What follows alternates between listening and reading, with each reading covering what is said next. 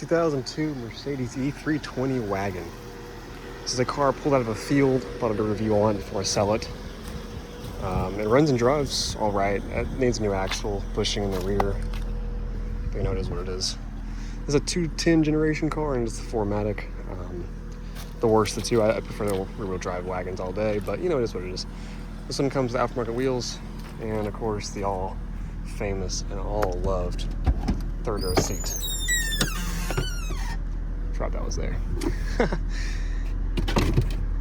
put that right there for now. This car is powered by a 3.2 liter V6, producing about 220 horsepower and about 240 pound-feet torque. Also a soft closed trunk, which I didn't realize until yesterday. These cars are pretty much bulletproof. When I pulled this one out of a field, it's been sat for 2 years. Sorry, the battery's not fully connected, so it's gonna do that.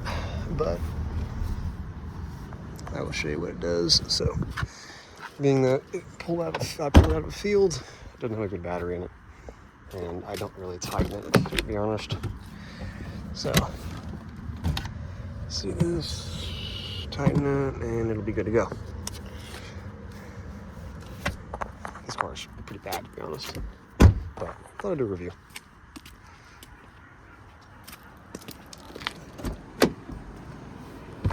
Let's see.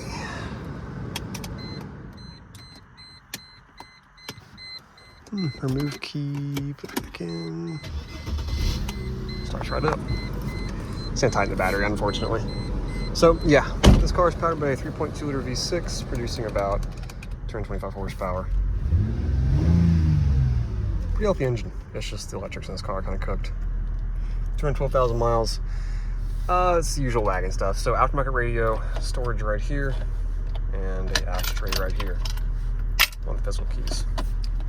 Center console would have been, or a couple would have been right there, but it is broken like all of these. Center console is multi-layered, but I think on this one, only one opens up, yeah. Seat controls are right here, and they work shockingly. Steering wheel control is right here, and unlike my 208 CLK, it actually has a removable steering wheel. Headlights are right here, turn signals, cruise control like in most Mercedes, and over here is nothing but the key. This wagon has heated seats, headlight washers, the rear washer, power locks, tow mode, as well as heated seats and the hazard lights. Steering wheel controls are right here, displaying messages, all the fun stuff. See what kind of range I got. 24 miles. Not horrible. Parking brake is right here, like in most Mercedes. 3 power seat settings. The all infamous glove box. And the same on the passenger side. So 3 power seat settings. Up here you have your sunroof controls, headlight controls, a mirror with surprise and distilled air, as well as garage home link and an SOS button.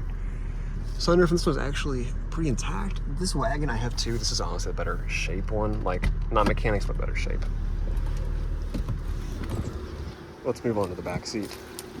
And this is a 210 wagon. I've already reviewed a CLK 320 and 430. As well as a 210 E320. I've not reviewed the 430 yet, but I will. This is the first wagon I reviewed though.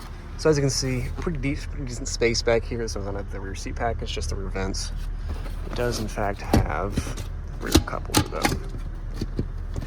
And this is a pretty rough wagon, just to let you know. I mean, obviously you can tell. It sat in the field for a while because of a rear suspension issue. But I do like these. I'm not a big wagon person, to be honest, but I am a very big Mercedes person, and I love the 210 generation cars. As you can see I have a CLK right there, and I actually have 2 of these wagons right now. This one was selling to a friend of mine who just wants a cheap Mercedes wagon, so you know, why not? Anyway, what's gonna drive in this thing? So you'll hear in a second the issue I'm talking about. I know the lamp is defective.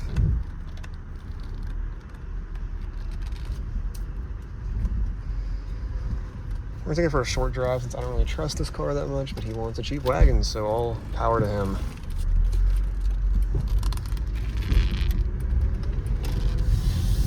And yeah, these E320s are great. I mean, at the end of the day, if you get the rear-wheel drive ones, not the 4matics, they're pretty much bulletproof. Good transmissions, good engines. I've had 320s with many more miles than this. It's probably 5th highest one I've had with 212,000. And I mean, the highest one I had was around 290.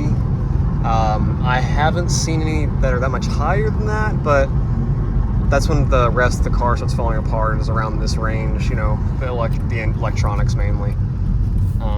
And unfortunately, the transmissions were sealed for life back in the day, so they aren't super reliable if they weren't ever changed. This one had the transmission fluid changed, so it is pretty good. Gauge cluster was changed on the blue lights, which I also like.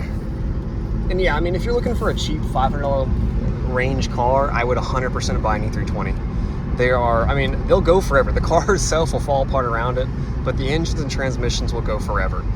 Just keep up with the oil changes, and they're pretty much the old school bulletproof Mercedes that you don't really have anymore. This was probably the second to last generation of cars that had this, the last being the E350s that were out in about 2016-ish, up till about 2016. And I mean, I've had a bunch of these old Mercedes C320s. This is, I think, I'm probably in the teens, somewhere in the high teens for 320s. I've had over 30 Mercedes, so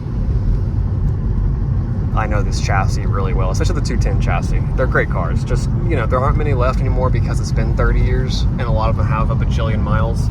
This one's actually not even my highest mileage wagon. My other one has 220-something thousand miles on it. And look, the interior has held up fairly well. Yes, the battery is not good. I need to tighten it, but everything else is fairly solid on these. So anyway, I hope you all enjoyed this video on the really shitty 210 wagon. I know I'm going to try to post really shitty car reviews, but I don't know when the next time I'm going to have a wagon is, because they aren't very common. On top of that, I don't buy many wagons because they don't sell well. And because I'm not really interested in them, to be honest. I like the sedans, I like the coupes a lot, but I was like, hey, why not? I'll give a wagon a chance, and I'm keeping my other one. My other 210 wagon, it's a 320, but not in 4matic. Oh, and since we're here, I'll give you a comparison. So, this is a car I pulled off a field after 5 years. There's no check engine lights, shockingly. But the engine's solid. 212,000 miles, and again, this one, as well as this crashed S500, were in a field for years. And it will still run and outdrive that Sonata right there. That is 10 years newer and has half the miles. But hey, you know, there's reason you see these things in Africa and you don't see those. But anyway, I hope you'll enjoy this video. It was, I know, not the best example to film, but it was an example. And you know, I'd like to give all my cars a shot out of review before I sell them. So this one, I was like, I'm gonna sell it today, so why not give it a review? Also, I forgot to mention while I'm here on the wagons, these have notoriously unreliable rear suspension. It's a system called SLS. You can swap it out for about $400. It's just they have airbags in the back that kind of sag, which is why this one is sagging so far in the rear. What's weird is, like my E320 that I reviewed a couple of years ago, my blue one, it is really high in the front for whatever reason. So it kind of has a jet ski effect to it, which it's popular right now. But anyway, I hope you all enjoyed watching this video. I know, horrible example, but again, when will I buy another wagon? Probably not soon. And my one's a rear-wheel drive wagon, so it is a different car, so I'm gonna make a separate review on that car. But yeah, like and subscribe for more. I'll catch you guys later. Peace out.